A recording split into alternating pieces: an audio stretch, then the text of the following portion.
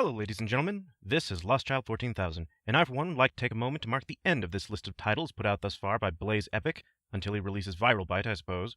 And before I move on, I would like to talk directly for a moment to you, Blaze. Now, I'm a gamer with a semi-refined palate for reviewing games, and I have a megaphone I seldom use on YouTube. I hold many of my own opinions in high regard, who the hell doesn't? But I think you should still keep my next statements in mind when making games in future. When making games, make sure that they are fun, and not just a slog to be completed by easily impressed sheep like me. Is it a story that you want to tell? A blast of excitement? A surreal experience that someone could seldom have in the real world? Or is it a game that you made because this is what you do, it isn't something you mastered the first time around, and now you're just experimenting by throwing Bruce Lee action figures at a game engine, because one of those instances will typically turn out worse than the other. But this game is quite the quandary. I have no idea how to really place it. On one hand, it's boring, repetitive, easy. Well, easy compared to Blaze's most recent games. But on the other hand, it has a definite theme and better pacing than most films these days. The first game was called Hikibyou no Onibyo, which for time's sake I will say translates out to be reclusive shut-in with entitled teenager syndrome. The second one is simply titled Hikibyou 2, presumably a conjunction of the same name. Now the first one was about Raichi, a gothy shut-in who lives alone, writes manga for a living, needs to get his commission to his publisher, and before long he gets caught up in a dark fantasy shonen, beating up a rival/imposter and fending off mafioso types, and finally rescuing his friends and loved ones from the Yakuza leader and his army of martial artists, homeless people, and magicians. Now, given the screenshots and trailers of alpha footage featuring Raichi in a green suit, how exactly were you going to follow this one up, Blaze?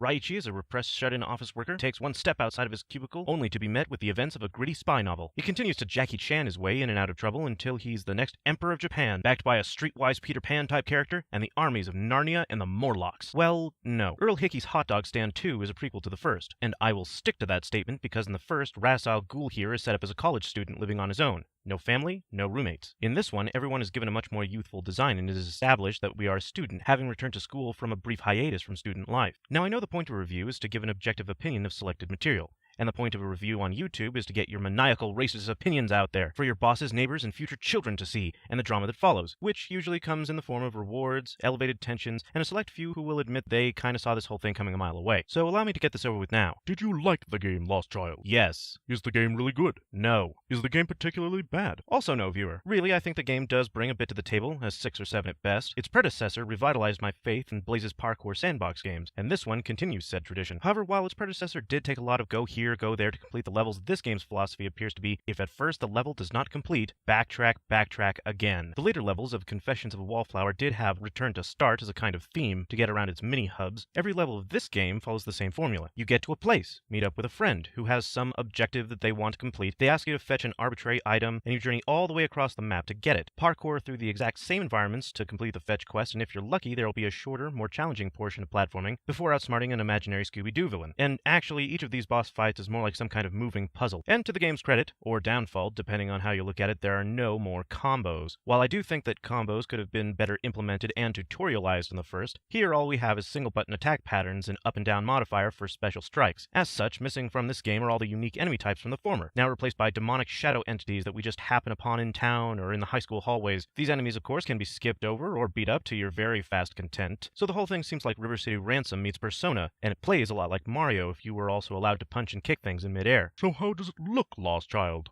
Oh, yes, it's pretty good. I guess I would be the one to ask this. Why is Raichi wearing Dag's clothes? Granted, they're more formal in appearance, but it's still a dark shirt with green cargo pants. Is Raichi Dag? Is Dag the name he chose after he became a hallucinatory street ninja? Probably not, all things considered. Also, this game feels a lot less flat than Blaze's previous two. Nil Ninjatic and Half-Life The Last Stand were colored in using flat colors with seemingly low saturation. Now, there are ways of doing this, 4-bit and OG digital LCD style type games not being particularly prevalent, but here the world is colored in using much more competent color scheme. Colors are saturated and not saturated where they need to be. Color actually has layers, well, like 2 or 3 layers. Levels are lit competently as lamps will cast a token cone of light. Levels at sunset have a tinge of red to them. Levels at night have more blue and are lit where needed. Blaze is nothing if not experimental in his art style. Granted, bright rave colors aren't needed all the time, and low saturation definitely has its place. But if your game starts to look like a flat color cartoon for 9-year-olds being viewed through gray saran wrap, you might want to change something. So what's the story like? Huh? Well, if gameplay is like doing a piss-easy relay race down a hall, combat is small mashy potatoes, and the best thing that you can say is that it's colored competently,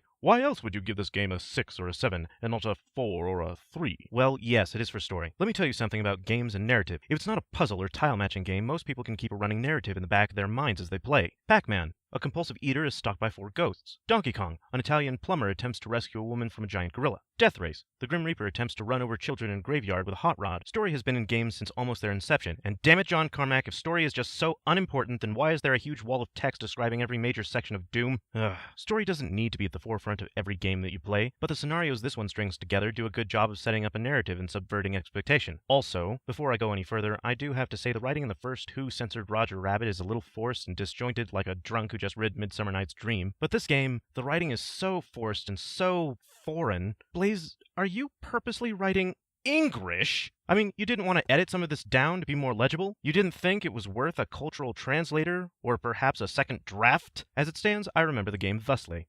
First day of term and my best friend is ordering me around. Meanwhile, I'm responding to her in my head, probably with implied facial animations. If nothing else, I think Blaze might have just mastered the art of Garfielding your way through a game. So I'm running around trying to avoid a shadowy organization called The Organization. Hey, Yachts, I think I found the Crackdown Naming Committee! Alright, now I'm dealing with the class president, and she's the bitchy sorority type. Wait, so the principal of the school also knows about this organization too? Am I playing as a mental case everyone needs to cater to, or am I hallucinating shadow demons over the school's roving gang of psychopaths, similar to the last game? Why is everybody accusing me of dragging my feet? Sure, it takes me a while to get back from fetching quest items, but on the way to nearby objective markers, I left you behind in the dust as I Cirque du Soleil'd my way over there. Great, Scooby-Doo's version of Dracula just showed up. Can't wait to jump boxer my way out of this! Why is the principal having me retrieve her keys? Better yet, why is everyone having me retrieve everything? Do you have to lick a frog to live in this city? Why are all these people following me? Why am I at everyone's beck and call? Yeah, I can clearly see why the main character would choose to live in a fancy world if I have to put up with this BS every day. Whoa, you have got to slow down. Why are we talking about killing the class president? And what the fuck is a yandere? Oh, for fuck's sake. The prissy cheerleader, yes, I know I said class president, but come on, she's the cheerleader, thinks I'm her own personal helper monkey. The principal, on the other hand, A, seems to have less sanity than the rest of them, and B, cares for me less than the bleeding cheerleader. And the best friend is just a bore. Constantly, no, compulsively asking me to start a relationship, no matter how obvious my response is, always asking for books and anime memorabilia. Between the lot of them, why don't I just show up to about half of these engagements and say I had virtually anything else to do? Nobody cares. Go for it, Raichi. You dive headfirst into your meds, your work, or whatever version of the Matrix you want. Trust me on this. It does get better for you. Take my advice. Run back home and fucking beg your mom to be home tutored, because no one else here gives a flying... Oh no.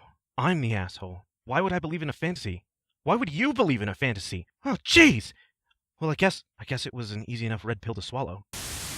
Suffice to say, the game does its best to put you in the mindset of an angsty teenager. That is to say, the game took me by the hand, leading me through a normal, boring life, setting more and more obstacles in my way, and then a thing happened, and a bunch of other things sort of clicked for me, and I realized that I was the shambling asshole the whole time. I was in a dream world that I thought I could control. Zion was a free-range farm that the machines had set up to preserve humanity, a pool that they could draw from if for some reason the Matrix was shut down, and the only way to break the cycle of control was to confront all the lies and reverse psychology that was pushing me toward the path that had been calculated out. But I'm not one of your robots, one of your sleeping masses. I can see through it all. I rose above it all to become the master of my own destiny. What the hell is wrong with you, lost child? I understood the Matrix when I was 12! And that's why I think it was totally worth it. Congratulations, Blaze, you've crafted a fine story here. Now, without further ado, go play some games or download some emulators in the name of research and craft something until it's finally polished. And if I can take one more moment to critique your work, please experiment with more obstacles, death traps, enemy types. You obviously know how to implement feedback and death animations, and you have a wide variety of traps and obstacles, but would you please experiment with a few others too? Like jet turbines that suck you into them, poison gas that could choke your character to death, hot acid that could boil you alive. Wait, I know, how about a new enemy for your next project? A punk rocker on a unicycle that juggles chainsaws. Make it so!